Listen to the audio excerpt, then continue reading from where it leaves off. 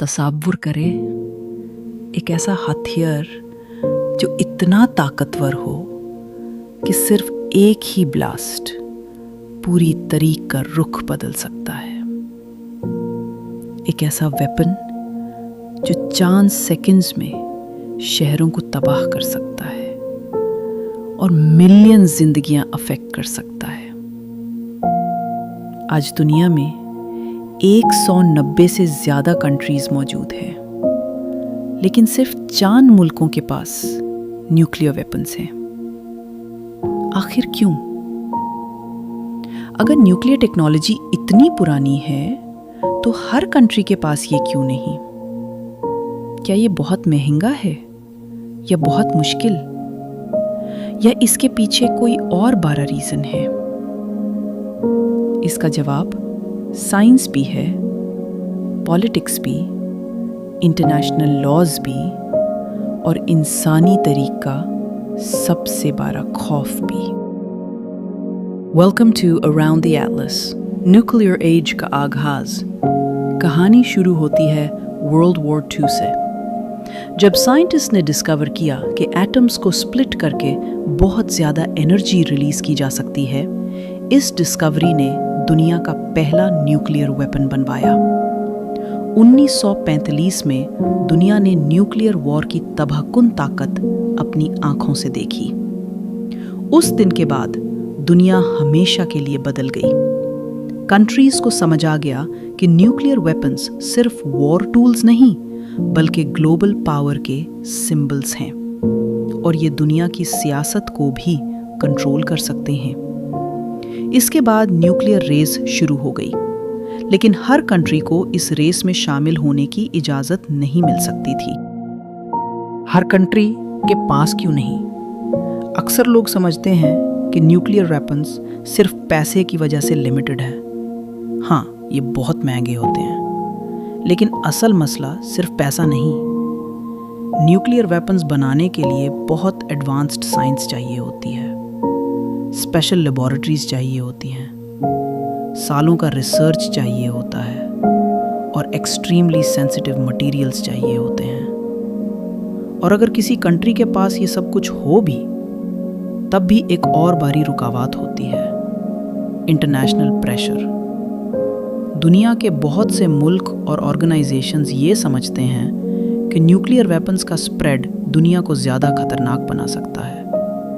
इसीलिए strict agreements बनाए गए ताकि न्यूक्लियर वेपन्स का स्प्रेड कंट्रोल किया जा सके। सिंपल अल्फाज में, दुनिया ने डिसाइड किया कि हर कंट्री को न्यूक्लियर वेपन्स देना सेफ नहीं है। ट्रीटी जिसने सब कुछ बदल दिया।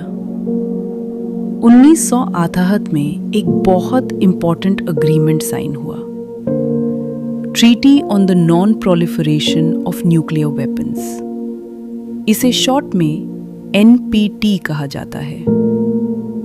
इसका में मकसद था न्यूक्लियर वेपन्स का स्प्रेड रोकना, पीसफुल न्यूक्लियर एनर्जी को प्रमोट करना और फ्यूचर में डिसआर्मामेंट की तरफ जाना। आज दुनिया की ज्यादातर कंट्रीज इस ट्रीटी का हिस्सा हैं। इस वजह से न्यूक्लियर वेपन्स बनाना सिर्फ साइंस का मसला नहीं रहा, बल्कि ये पॉलिटिक्स और डिप्लोमेसी का मसला भी बन चुका है। जो कंट्रीज इस बात पर चलने की कोशिश करती हैं, उन पर दुनिया की नजर होती है और उन्हें बहुत ज्यादा प्रेशर फेस करना पड़ता है।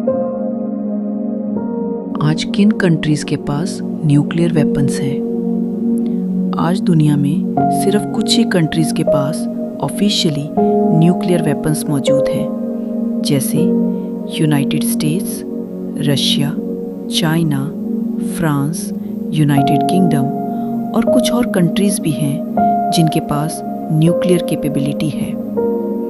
ये तमाम मिलकर दुनिया के न्यूक्लियर वेपन्स का बहुत बड़ा हिस्सा कंट्रोल करते हैं।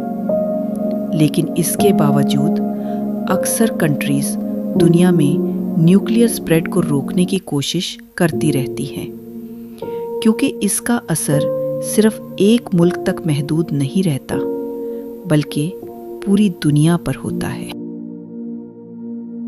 तो आखिर सिर्फ चंद कंट्रीज के पास न्यूक्लियर वेपन्स क्यों हैं? क्योंकि यह सिर्फ टेक्नोलॉजी का मसला नहीं, बल्कि साइंस, पॉलिटिक्स और ग्लोबल एग्रीमेंट्स का कॉम्बिनेशन है। दुनिया ने डेकेड्स से कोशिश की है कि न्यूक्लियर वेपन्स का स्प्रेड कंट्रोल में रहे, ना इसलिए कि ये बनाना नामुमकिन है, बल्कि इसलिए कि अगर ये हर कंट्री के पास हो जाए तो दुनिया और ज़्यादा डेंजरस हो सकती है। एक इन्वेंशन ने दुनिया को हमेशा के लिए बदल दिया और आज भी उसका असर ग्लोबल पॉलिटिक्स को शेप कर रहा है। आपका क्या ख्याल है? क्या हर कंट्री के पास न्यूक्लियर वेपन्स होने चाहिए या दुनिया को इस चीज़ को लिमिटेड ही रखना चाहिए? कमेंट करके ज़रूर बताएं।